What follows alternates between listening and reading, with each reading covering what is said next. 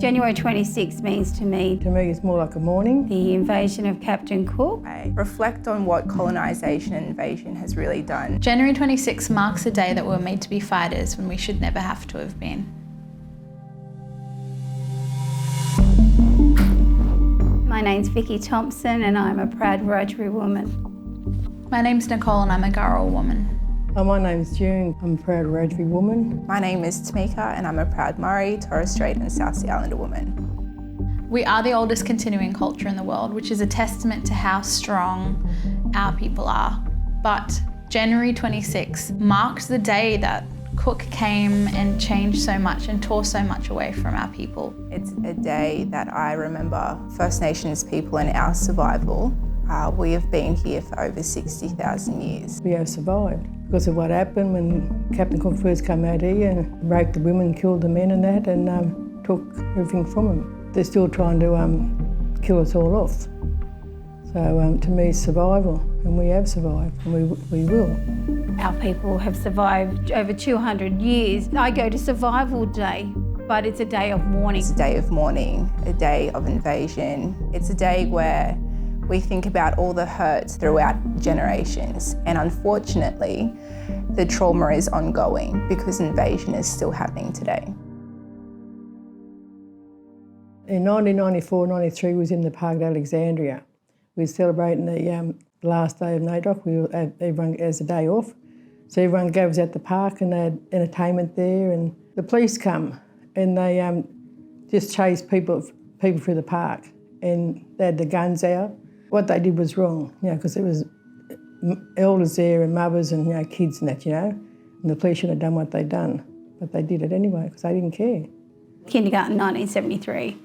I was told that Captain Cook was the first person in Australia. I got in trouble to say, no, we were the first Aboriginal people here in this country. And I got sent out and got in trouble off my principal for saying that. I was quite traumatised by that, so I never spoke about it ever again, other than going to Aboriginal land rights marches and stuff like that and felt proud. I was always taught all the Aboriginal kids all up the front all the time. I started going to protests and rallies probably when I was a teenager, realising that it is so important to stand up for my people and for my family and for my community. And since having my own children, it's been so important and crucial for me to embed that into their identity as soon as they've been born.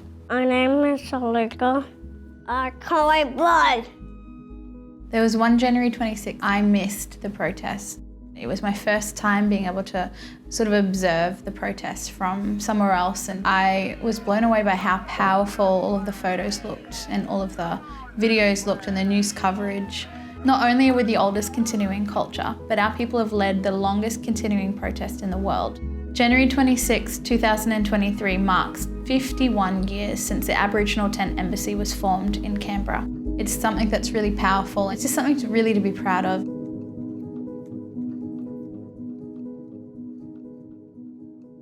In recent years, there's been a significant amount of people and allies turning up to First Nations protests. And whilst that is such a significant impact that they are showing their allyship, it's not enough. Our government hasn't done enough action to better First Nations rights and our justice in the colony that we call Australia today. We need all the people power possible to show that there has been years of genocide and injustice to First Nations people.